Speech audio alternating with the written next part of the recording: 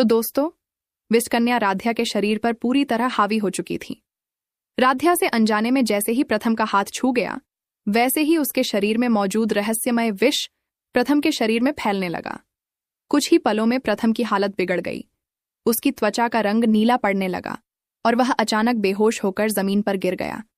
प्रथम को इस हालत में देखकर राध्या बुरी तरह घबरा गई और रोने लगी। उसकी आवाज सुनकर मित्तल परिवार के सभी लोग दौड़कर वहां पहुंच गए। रजनी जी और ओमकार जी ने जब प्रथम को जमीन पर पड़ा देखा तो उनके होश उड़ गए। रजनी जी रोते हुए प्रथम के पास जाने लगीं, लेकिन राध्या ने उन्हें रोक दिया। राध्या ने कांपती हुई आवाज में बताया कि उसके शरीर पर विषकन्या की शक्ति हावी हो चुकी है और उसके शरीर में मौजूद विष किसी दूसरे व्यक्ति के संपर्क में आने पर उसके शरीर को प्रभावित कर सकता है। यह सुनकर परिवार के सभी लोग डर गए और राध्या से सुरक्षित दूरी बना ली। राध्या ने परिवार से कहा कि प्रथम को तुरंत अस्पताल ले जाना जरूरी है, क्योंकि उसकी हालत लगातार बिगड़ रही थी। परिवार के लोग सावधानी से प्रथम को अस्पताल ले जाने की तैयारी करने लगे। तभी अचानक घर की सारी लाइटें झपकने लगीं। कुछ ही सेकंड बाद मुख्य दरवाजा अपने आप बंद हो गया। कमरे का तापमान अचानक गिरने लगा और दीवार पर लगी घड़ी भी रुक गई। राध्या डरकर सामने देखने लगी। कमरे में हल्का धुआं फैलने लगा और उसी धुएं के बीच एक रहस्यमय आकृति दिखाई देने लगी। वह विषकन्या थी। उसकी आंखें लाल थीं और उसकी नजर सीधे राध्या पर टिकी हुई थी। विषकन्या ने शांत आवाज में कहा कि प्रथम को अस्पताल नहीं ले जाया जा सकता।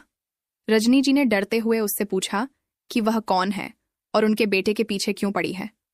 विषकन्या ने राध्या की तरफ देखते हुए कहा कि अगर प्रथम को बचाना है तो राध्या को उसके हवाले करना होगा।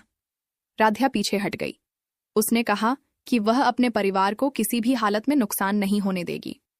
ओमकार जी ने भी हिम्मत जुटाकर कहा कि वह अपनी बहू को उसके हवाले नहीं करेंगे। विषकन्या गुस्से में चिल्लाई और कमरे की खिड़कियां तेज हवा के कारण जोर जोर से हिलने लगीं। इसी बीच बाहर से एम्बुलेंस का सायरन सुनाई दिया। राध्या की आंखों में उम्मीद दिखाई दी। परिवार के लोग तुरंत प्रथम को स्ट्रेचर पर रखने लगे। ओमकार जी ने सभी को सावधानी से काम करने के लिए कहा ताकि राध्या का शरीर किसी के संपर्क में न आए। जैसे ही प्रथम को बाहर ले जाया जाने लगा, विषकन्या अचानक रास्ते में दिखाई दी। उसने कहा कि प्रथम इस घर से बाहर नहीं जा सकता। राध्या ने हाथ जोड़कर उससे कहा कि उसे जो चाहिए वह उससे ले ले, लेकिन प्रथम को जाने दे। विषकन्या ने बताया कि उसे केवल राध्या नहीं चाहिए, बल्कि राध्या के अंदर छिपी उस शक्ति की जरूरत है जिसके बारे में खुद राध्या को भी कुछ पता नहीं है। राध्या यह सुनकर हैरान रह गई। उसी समय राध्या के शरीर के चारों तरफ हल्की नीली रोशनी दिखाई देने लगी। विषकन्या पहली बार घबराई। राध्या को अचानक कुछ पुराने दृश्य दिखाई देने लगे। एक अंधेरा कमरा, एक रहस्यमय महिला और एक आवाज जो उसे चेतावनी दे रही थी कि जब विषकन्या उसके शरीर पर पूरी तरह अधिकार करने की कोशिश करेगी, तभी उसकी असली शक्ति जाग सकती है। राध्या ने आंखें खोलीं और खुद को संभालते हुए विषकन्या का सामना किया। उसने कहा कि अब वह किसी को अपने शरीर पर अधिकार नहीं करने देगी। विषकन्या राध्या की ओर बढ़ी, लेकिन उसके करीब पहुंचते ही एक अदृश्य शक्ति ने उसे पीछे धकेल दिया। पूरा परिवार यह देखकर हैरान रह गया, लेकिन दूसरी तरफ प्रथम की हालत लगातार गंभीर होती जा रही थी। ओमकार जी ने परिवार से कहा कि अब किसी भी तरह प्रथम को अस्पताल पहुंचाना जरूरी है। परिवार ने सुरक्षित दूरी बनाकर प्रथम को एम्बुलेंस में पहुंचाया। राध्या भी दूसरी गाड़ी से अस्पताल के लिए रवाना हो गई। रास्ते भर वह प्रथम के लिए प्रार्थना करती रही। कुछ देर बाद एम्बुलेंस में लगे मॉनिटर की आवाज अचानक बदल गई। डॉक्टर ने प्रथम की हालत देखी और तुरंत उसे संभालने की कोशिश की। कुछ क्षणों के लिए प्रथम की हालत बेहद गंभीर हो गई। फिर अचानक उसने आंखें खोल दीं। उसकी आंखों में हल्की नीली चमक दिखाई दी। उसने धीमी आवाज में केवल राध्या का नाम लिया और फिर दोबारा बेहोश हो गया। अस्पताल पहुंचते ही डॉक्टरों ने प्रथम को इमरजेंसी में भर्ती कर लिया। डॉक्टरों ने तुरंत उसका इलाज शुरू किया। रजनी जी ने डॉक्टर से पूछा कि क्या प्रथम बच जाएगा। डॉक्टर ने कहा कि उसकी हालत गंभीर है, लेकिन वे पूरी कोशिश कर रहे हैं। राध्या अस्पताल के बाहर बैठकर लगातार रो रही थी। तभी उसे अपने पीछे किसी के खड़े होने का एहसास हुआ। वह धीरे से पीछे मुड़ी, लेकिन वहां कोई नहीं था। कुछ ही पल बाद सामने लगे शीशे में उसे विषकन्या का चेहरा दिखाई दिया। राध्या डरकर पीछे हट गई। उसी समय अस्पताल के अंदर डॉक्टरों ने प्रथम की छाती पर एक अजीब निशान देखा। वह निशान धीरे धीरे नीली रोशनी की तरह चमकने लगा।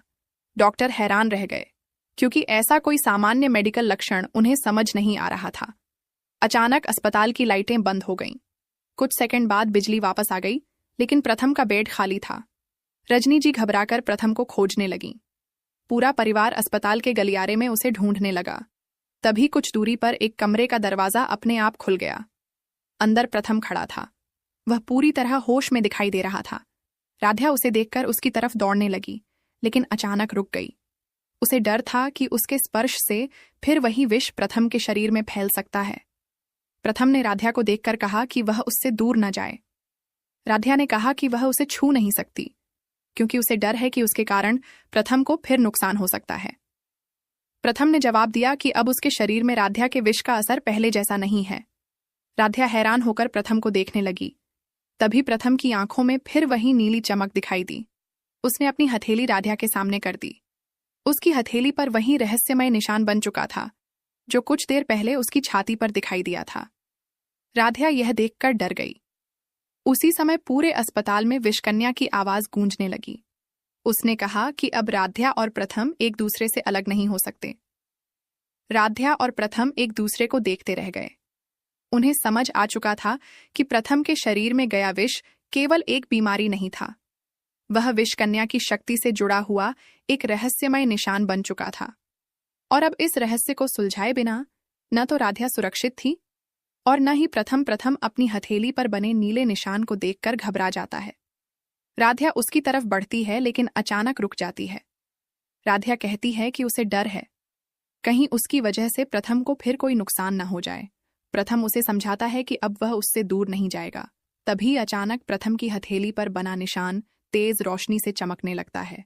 पूरे कमरे की लाइटें बंद हो जाती हैं। अंधेरे में विषकन्या की आवाज गूंजती है। विषकन्या कहती है कि प्रथम के शरीर में मौजूद निशान अब उसकी शक्ति का हिस्सा बन चुका है। राध्या डरते हुए पूछती है कि वह आखिर चाहती क्या है।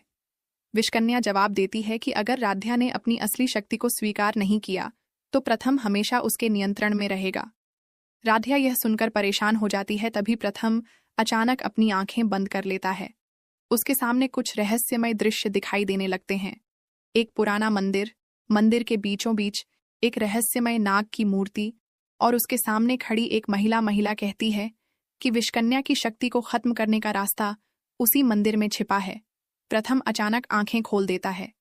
वह राध्या से कहता है कि उसे लगता है कि उसे उस मंदिर तक जाना होगा। राध्या कहती है कि वह उसे अकेले नहीं जाने देगी।